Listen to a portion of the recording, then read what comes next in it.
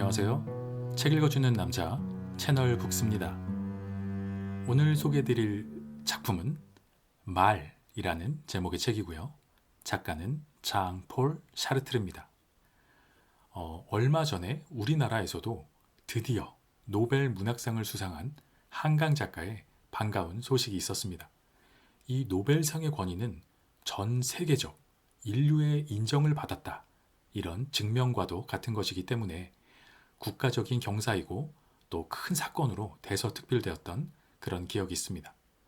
그런데 과연 이런 노벨상의 수상을 거절하는 사람이 있을 수도 있을까요? 역사상으로는 노벨상 수상자로 선정되었음에도 수상을 거부한 경우가 자의와 타의를 포함해서 모두 6명이 있었다고 합니다.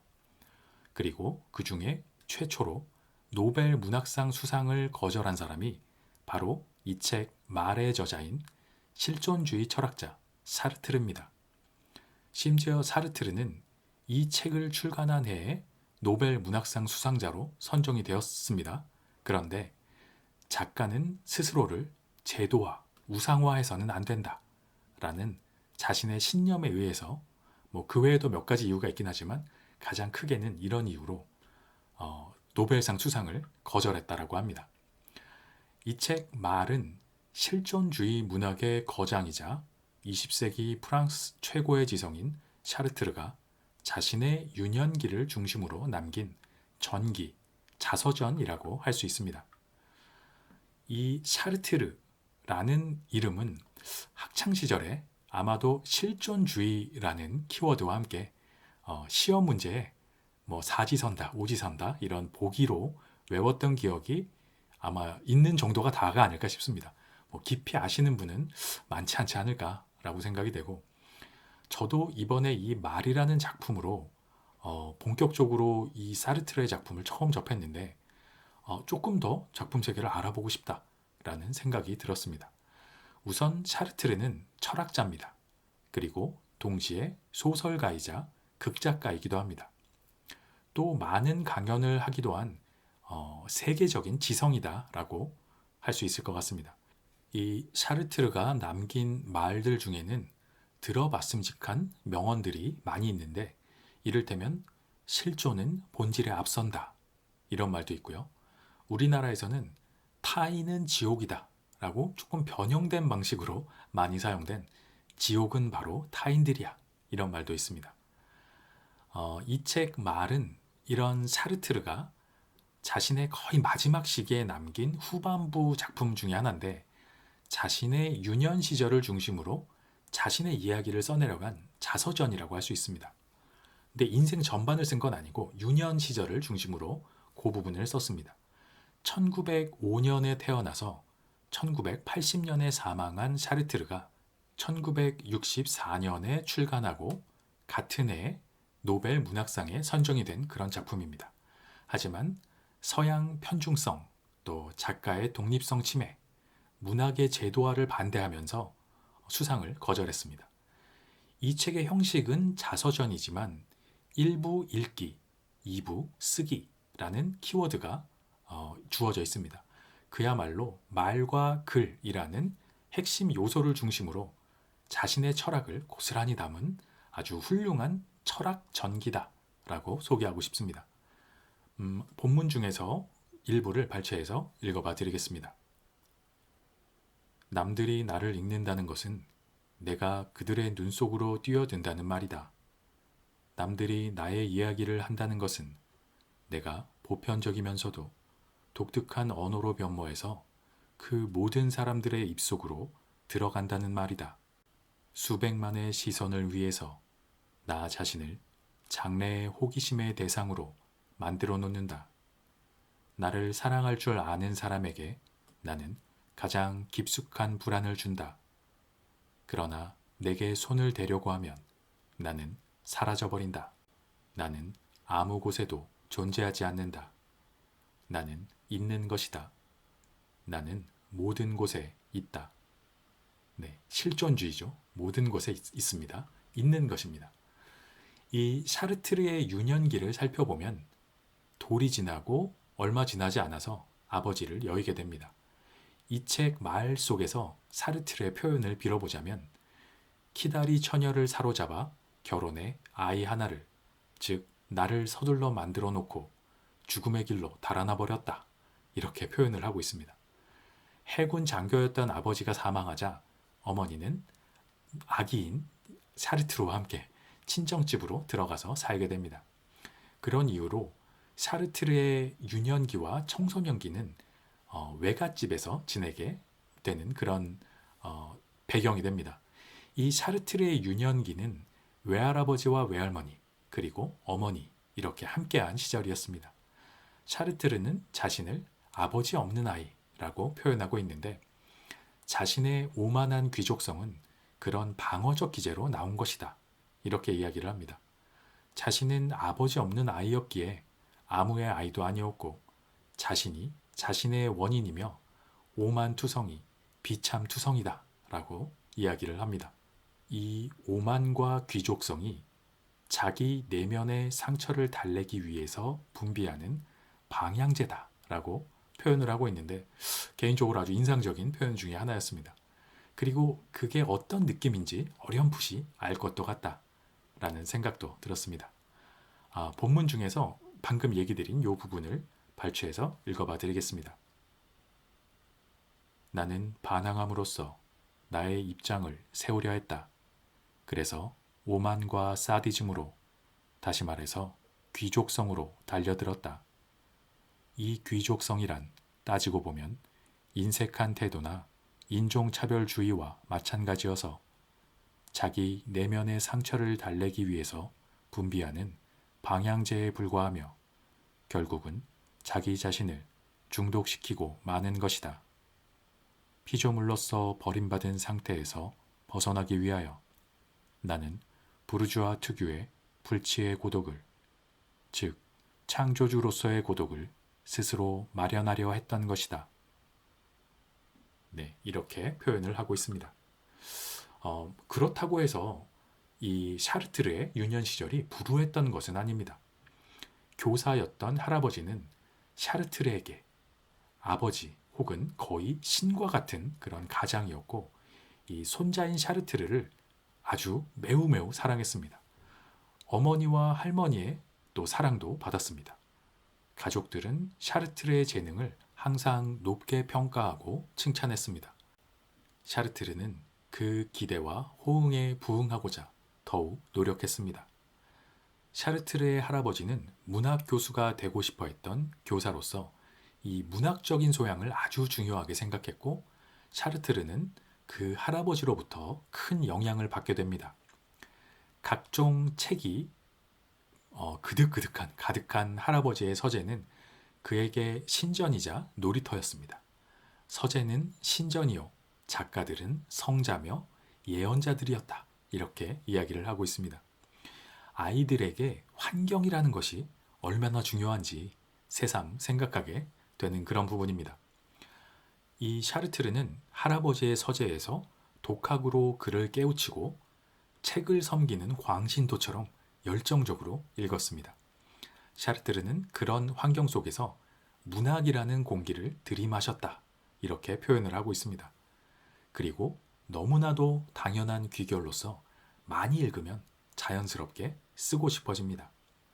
말이 사물의 진수라고 생각했던 어린 샤르트르는 쓰기를 통해서 허상의 실상화라는 기쁨을 만끽하게 됩니다. 펜촉으로 자신의 꿈을 이 세상에 단단히 붙잡아 둔다고 이 쓰기를 표현하고 있습니다. 이런 표현도 참 철학적이고 멋있는 표현이 아닐까라고 생각이 되고요. 본문 중에서 이런 부분을 읽어봐 드리겠습니다. 나는 글쓰기를 통해서 다시 태어났다. 글을 쓰기 전에는 거울놀이밖에는 없었다. 한데 최초의 소설을 쓰자마자 나는 한 어린애가 거울의 궁전 안으로 들어선 것을 알았다. 나는 글을 씀으로써 존재했고 어른들의 세계에서 벗어났다. 나는 오직 글쓰기를 위해서만 존재했으며 나라는 말은 글을 쓰는 나를 의미할 따름이었다. 그런들 어떠랴 나는 기쁨을 알았다. 궁중의 놀이개와 같던 어린애가 이제 자기 자신과 사적인 데이트를 하게 되었던 것이다. 네, 이렇게 표현하고 있습니다. 나라는 말은 글을 쓰는 나 말고는 다른 의미가 없다. 글을 써야지 그게 진짜 나다. 이렇게까지 표현을 하고 있습니다. 이렇게 이 책 말은 샤르트르가 아버지를 여의고 외할아버지 댁에서 보낸 유년 시절의 이야기입니다. 하지만 그 안에 그의 실존주의 철학이 아주 잘 녹아있는 명작이라고 할 수 있습니다. 말과 글이라는 결정적인 요소들로 인해서 자신의 존재는 우연이 아닌 구원을 맞이하게 된다. 이렇게 표현하고 있습니다. 나는 무엇인가? 그리고 나는 무엇을 해야 하는가? 라는 질문을 던지는 실존주의적 사상에 샤르트르는 말과 글이라는 선택으로 자신의 존재 가치를 찾아 나간 것이라 할 수 있습니다. 이 유년의 자서전이지만 또 철학서이기도 하고 문학이기도 한 책이다. 이렇게 정의를 해보고 싶습니다. 이 시대의 지성이 남긴 아주 소중한 기록이라고 생각이 되는 책입니다. 한번 읽어보시기를 추천드리는 책입니다. 말, 장폴 사르트르 1부 읽기 1850년 무렵 알자스 지방에 살고 있던 한 초등학교 선생님이 아이들에게 들볶이다 못해 식료품상으로 직업을 바꾸고 말았다. 그러나 속세로 돌아온 이 사나이는 무슨 벌충을 해야겠다고 생각했다. 비록 자신은 인간 형성이라는 과업을 포기했지만 자기 자식 중 한 명만은 영혼을 기르는 일에 종사시켜야겠다는 것이었다. 그러니 한 녀석을 목사로 만들자. 이 일에는 샤를이 적합하다. 하지만 샤를은 달아나 버렸다. 한 여자 공마사의 뒤를 쫓아서 거리로 나서고 만 것이다. 그러자 아버지는 그의 초상화를 뒤집어 걸어버리고 이름조차 입 밖에 내지 못하게 했다. 그러면 이번에는 어느 녀석을 고를까? 오기스트는 재빨리 아버지의 희생적 행위를 본받아 장사꾼으로 나섰고 그것으로 만족했다. 남은 것은 루이밖에 없는데 그 녀석에게는 별다른 소질이 보이지 않았다. 그러나 아버지는 이 얌전한 아들을 사로잡아 순식간에 목사로 만들어 놓았다. 착하디 착한 루이는 그 후 제 자식마저 목사가 되게 했는데 이 사람이 바로 우리가 널리 알고 있는 알베르 슈바이체르이다. 한편 샤를은 여자 공마사와 다시 만나지 못했다. 그는 아버지의 허울 좋은 거동을 그대로 물려받은 위인이었다. 평생을 통해서 고상한 척하는 버릇을 버리지 못했고 자질구레한 일들을 어마어마한 것으로 꾸며 보이려고 애썼다. 그는 분명히 집안의 천직을 저버리려고 한 것은 아니었다. 다만 부담이 적은 정신적 직업을 택하는 것. 다시 말하면 여자 공마사의 뒤를 따라다녀도 상관이 없을 만한 그런 성직을 갖는 것이 그의 소원이었다. 그러니 제일 알맞은 것은 교직이었다. 샤를은 독일어를 가르치기로 작정했다. 그는 한스 작스에 관한 논문을 쓰고 직접 교수법을 채택하고 후일 이 교수법의 발명자가 바로 자기라고 자랑하기도 했지만 시모노 씨와 공조로 독일어 독번을 내서 호평을 받고 마콩에서 리옹으로 그리고 파리로 출세길을 달렸다. 파리에서는 종업식 날 일장 연설을 해서 그것이 책으로 출판되는 영광을 누리기까지 했다. 장관각하, 신사숙녀 여러분, 그리고 나의 사랑하는 학생들, 오늘 제가 말씀드리려는 것이 무엇인지 여러분은 짐작조차 못하실 것입니다. 저는 음악에 관한 이야기를 하려고 합니다. 그는 즉흥시가 장기이기도 했다. 집안 식구들이 한자리에 모일 때면 을에 이런 말을 했다. 루이는 누구보다도 신앙심이 두텁고 오기스트는 제일 부자다.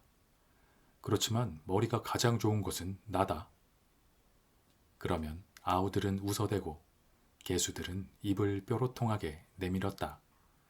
샤를 슈바이체르는 마콩에 있을 때 천주교를 믿는 한 소송 대리인의 딸 루이즈 기우맹과 결혼했다. 그녀는 신혼여행 때의 일을 다시 생각하기도 싫었다. 샤를이 미처 식사도 끝나기 전에 신부를 끌어내서 기차 속에 내던지다시피 했기 때문이다. 70살이 되어서도 그녀는 역의 간이 식당에서 시켜 먹은 파로 만든 샐러드 이야기를 했다. 그이가 흰 줄기는 혼자 다 먹고 내게는 푸른 이파리만 남겨주었단다. 그들은 알자스의 본가에서 식탁 앞에 앉은 채로 꼬박 2주일을 보냈다. 형제들은 그 지방 사투리로 추잡스러운 이야기들을 해댔다. 그러면 목사가 이따금 루이즈를 돌아보고 기독교도다운 자비심을 발휘해서 그 이야기들을 번역해 주었다. 그녀는 얼마 되지 않아서 가짜 진단서를 마련해 그것을 구실 삼아 부부 생활을 끊고 침실을 달리할 권리를 얻게 되었다. 늘 머리가 아프다는 핑계로 자리에 눕곤 하면서 소음과 혈기와 흥분을 멀리하기 시작했다. 슈바이체르 집안의 그런 거칠고 촌스럽고 허황된 생활 태도가 일체 싫었던 것이다. 활발하고 얄밉고 쌀쌀한 그녀의 사고방식은 올곧고도 짓궂은 것이었다. 왜냐하면 남편의 생각이 선량하면서도 비뚤어져 있었기 때문이다. 남편이 거짓말쟁이이면서도 어수룩한 까닭에 그녀는 만사를 의심했다. 자기들은 지구가 돌고 있다고 하지만 뭘 안답시고 그러는 거야? 점잔을 빼는 광대들에게 둘러싸여 있던 그녀는 점잖은 짓과 연극을 다 같이 싫어하게 되었다. 촌스러운 정신주의자들의 집안에 잘못 끼어든 이 예민한 현실주의자는 반발심이 나서 볼테르를 읽어본 적도 없으면서 볼테르주의자로 행세했다. 예쁘고 통통하고 반항적이고 쾌활한 그녀는 부정적 기질의 표본이 되고 말았다. 눈살을 찌푸리거나 열띠 엷은 미소를 지음으로써 그들의 허세를 샅샅이 부숴버렸지만 그것은 자기 만족일 뿐 아무도 그런 눈치를 알아차리지 못했다. 교만하게 배척하고 이기심에서 거부하려는 태도가 그녀를 지배했다.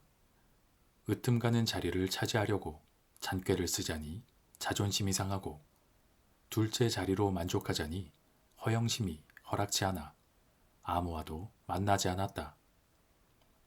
다른 사람들이 자기를 보고 싶어 하도록 만들어야 한단다. 하고 그녀는 늘 말했다. 과연 처음에는 그녀를 보고 싶어 하는 사람들이 제법 많았지만 그 수가 차차 줄어들고 마침내는 만나볼 수가 없어서 완전히 잊어버리고 말았다.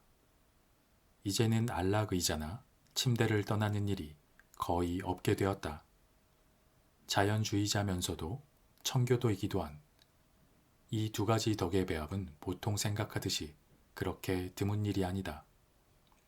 슈바이체르 집안은 야비한 말들을 좋아했다. 골수 기독교도답게 육체를 천시하면서도 한편으로는 인간의 자연적인 기능을 너그럽게 인정한다는 것을 과시하는 그런 말들 말이다.